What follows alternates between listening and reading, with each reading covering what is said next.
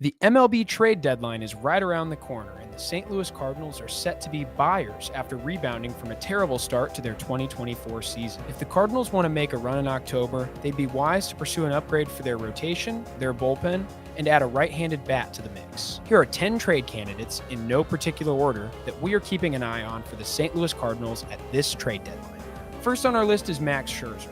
Starting us off is a 3-time Cy Young Award winner who's actually from the St. Louis area. The Cardinals once passed on a chance to bring Max Scherzer in via free agency, but he should be one of their top trade targets this month if the Texas Rangers do end up selling. After winning the World Series last year, the Rangers have dug themselves a pretty deep hole, and it might be too deep to buy at the deadline, which makes Scherzer a prime trade candidate. After starting the season on the injured list, Scherzer's come back strong in his 5 starts at the time of this recording, posting a 2.96 ERA and 0.99 WHIP. While his velocity is down and his strikeout rate has dropped significantly, Scherzer is still going to be one of the best starting pitchers available this year at the trade deadline. In the last year of his contract, Scherzer is just a rental pitcher, and with diminished results and turning 40 soon, it's hard to imagine it taking a ton to get Scherzer via trade. The New York Mets are also paying down a significant chunk of his salary, which helps.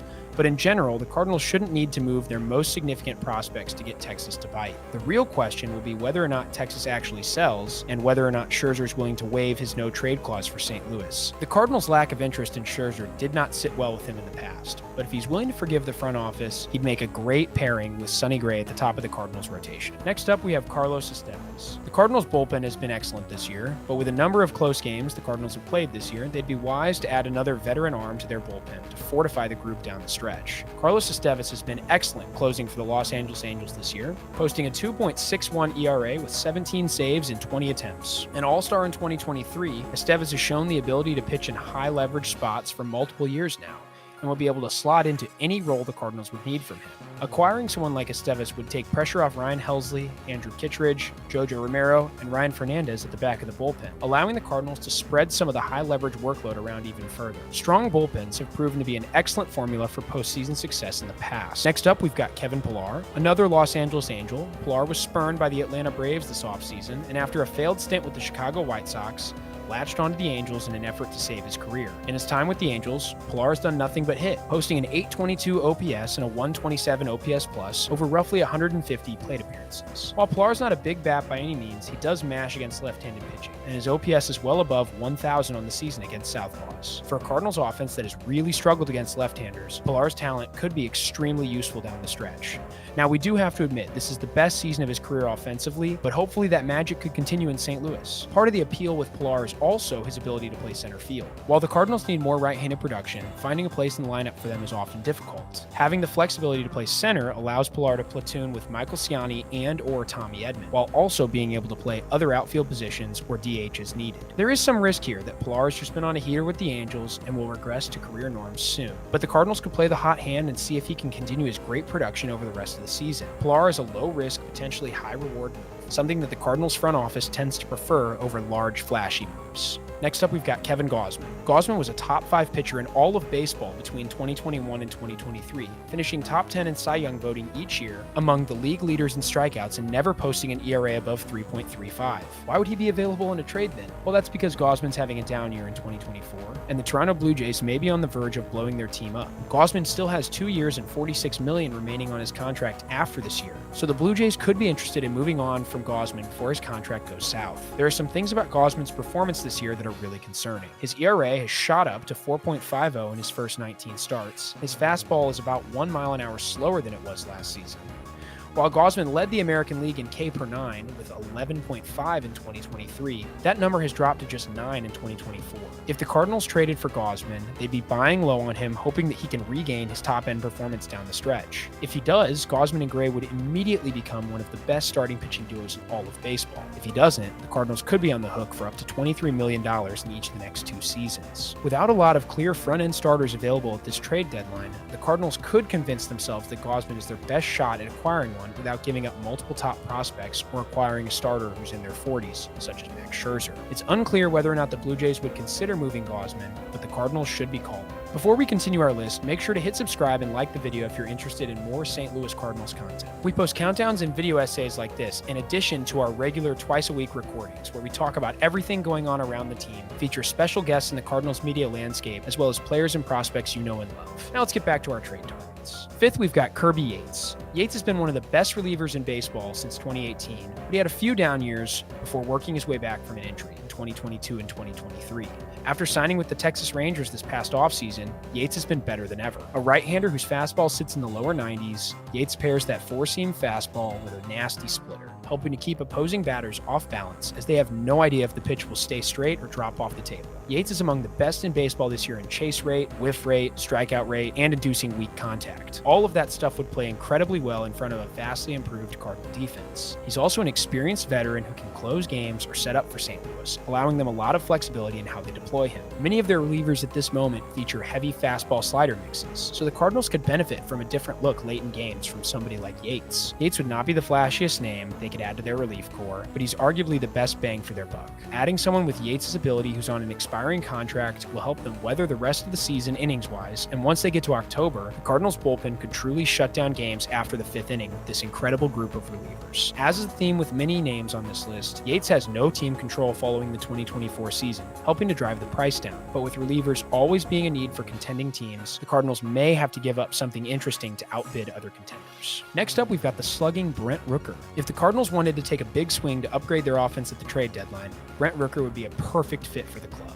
Rooker's been one of the best hitters in baseball this year, posting a .291, .369, .573 slash line, with 21 homers and 62 RBIs for the Oakland Athletics. While Rooker doesn't provide much in terms of defense, his bat would slot right into the middle of the Cardinals' order on an everyday basis. The Cardinals' offense has primarily struggled against left-handed pitching and with runners in scoring position, two scenarios in which Rooker is truly elite. With Paul Goldschmidt and Nolan Arenado underperforming this year, the Cardinals really lack right-handed production in their lineup, outside of Wilson Contreras and Mason Wynn. Rooker is primarily a DH, but can play a bit of corner outfield if needed. Even though he's already 29 years old, Rooker has multiple years of team control remaining, making him both an immediate upgrade for the lineup and a long-term investment. That also means that the Cardinals are likely looking at parting with some of their best prospects to get a deal done. Is someone like Rooker worth giving up a combination of a top pitching prospect like Tink Hence or Quinn Matthews, along with a young bat like Jordan Walker or Ivan Herrera? Cardinals will have to answer that question internally before making a move for Rooker. What we do know is that Rooker's bat is the exact thing this Cardinals lineup is missing, and who knows?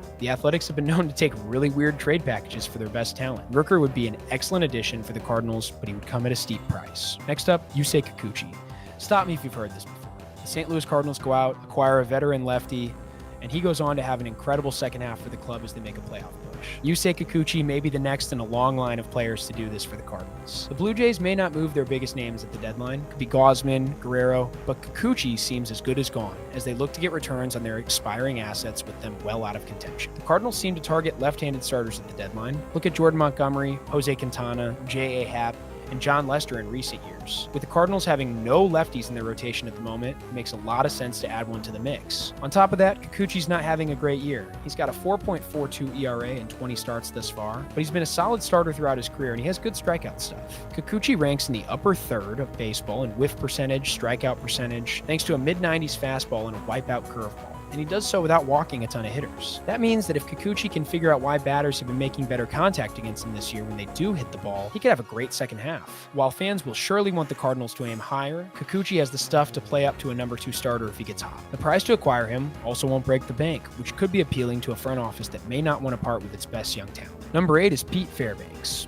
Some of you may recognize Pete Fairbanks from his time pitching with the University of Missouri, while others may know Fairbanks for his quirky post-game antics. But what matters most in a potential trade for the Cardinals is that Fairbanks has electric stuff at the back end of the Tampa Bay Rays bullpen. While it's not essential for the Cardinals to grab an elite reliever, someone like Fairbanks would give them a deadly back end late in games, and they'd love to have 4 different players with closing experience. Fairbanks has a big fastball that occasionally touches triple digits, pairs it with a wipeout slider. That's something the Cardinals have targeted in their bullpen as of late. It sounds a lot like some of their other back-end relievers. While the Rays always want to contend, they're going to have a hard time making the playoffs in a tough American League wildcard race, and they're known to trade players a year early rather than a year late. Cardinals already made a move for a Rays reliever last offseason in Andrew Kittredge, and Fairbanks could be the next one acquired. Part of the appeal with Fairbanks as well is the team control they get. Fairbanks is on a very favorable deal next year and has a $7 million club option for 2026, so the Cardinals will be getting him for multiple seasons. Obviously, that'll drive the price up, but it may be worth the investment for St. Louis to know they have another high-leverage arm for years to come. Fairbanks isn't striking out everybody this year like he has in previous seasons, but he's still been really effective, posting a 3.21 ERA with 17 saves and 19 attempts. He would be an excellent addition to this dynamic bullpen and has room to produce even better if he can get back to striking out 13 or 14 batters per 9 innings. Number 9 is Randall Grichuk.